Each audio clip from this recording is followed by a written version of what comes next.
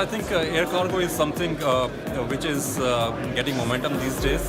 The forums like this can really give you much more mileage. You can learn more about the new things coming up in the industry. Of course, I mean, there are some challenges in the compliance and the regulations, which these forums can really give you insight, and you can really work on that and for your business in the coming time. So, to move on, pain point number one.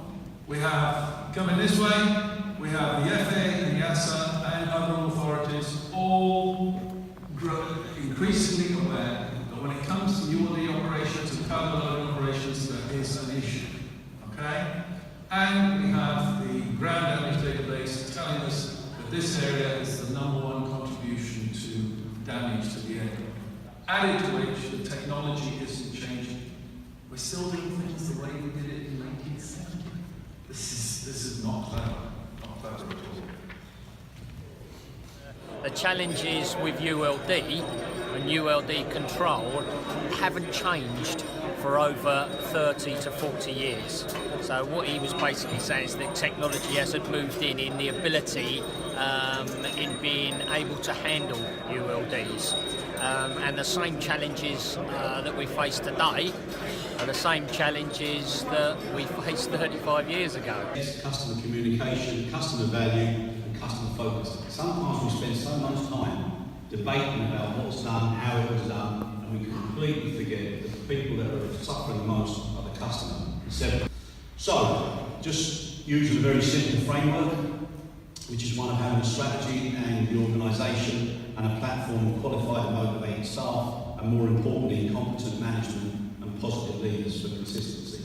And then going through a basic puzzle piece which takes into account how the premises are organised and managed, what type of planning, whether the people are trained and competent, what the processes are like, are they effective, are they being used, are they valid, and then you come to performance, and then obviously it's only fair if things are going well, then there should be positive PR.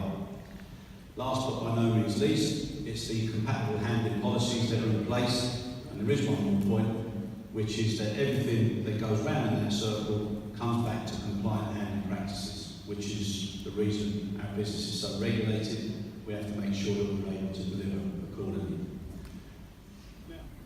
Over the last year, WFS has been looking at its training program and the training program of airlines, and we've been trying to consolidate it, and we've agreed to go to the highest standard. And we have a training college in Paris, which is open to everybody, so anyone can come and be trained there, and you get appropriate certificates. It's IATA registered. In fact, it's the third largest IATA training school in the world.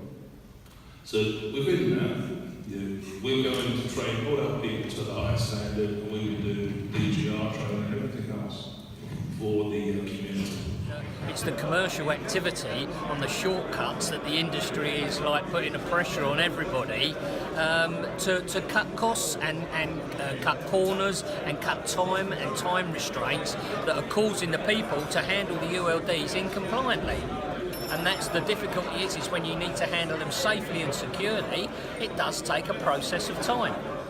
So certainly one of the themes that I hear emerging again this year is that we need to start collaborating more than we're doing. We're trying to identify the problems, and when we do that, we're not always agreeing on what the problem actually is. So I think collaborating on coming to the common definition of the problem will help us actually, sort of drive some of these initiatives and improvements home. But the key to moving this business forward, to making it transparent, making it visible, making it easy to sell, is technology. I mean, technology is the enabler that connects all the pieces of a disparate chain together. And don't forget that the cargo moves from one end of the world to the other, passing so many different kinds of hands, and so many things are done to the cargo. This is a disintegrated environment, so everything has to be connected. You as a shipper may be a different guy from the forwarder. The forwarder is a different guy from the trucker. Everybody is an independent operator. Because everybody has their own agenda, they come from a different operating system maybe or environment. They don't have a common platform, so they don't have common KPIs or common standards. So they don't mesh together seamlessly. So the whole focus is, how do we bring all these disparate guys together? And the answer is technology. Data is extremely important to use as a decision to do the right operation in the future. But this means accurate data. And this is a big issue in our industry. We unfortunately don't have so much accurate data. It's generated by the shippers, by the GSAs, and this data needs to be much better to send out in advance to all handling agents, to all in the supply chain, to act on time in the right way, and also do risk analysis if something is going wrong. If you don't have the right data, you can't act. And this is a very elementary part where our industry needs to have a change and need to adopt significantly. Me, collecting data and using data in a new way in air cargo is going to be absolutely critical. I want us to get to using data for everything, for making decisions, for improving efficiency, for being predictive in our safety analysis, risk and trend analysis. And to do that, you got to start with collecting it and sharing it with the right people at the right moment in the supply chain.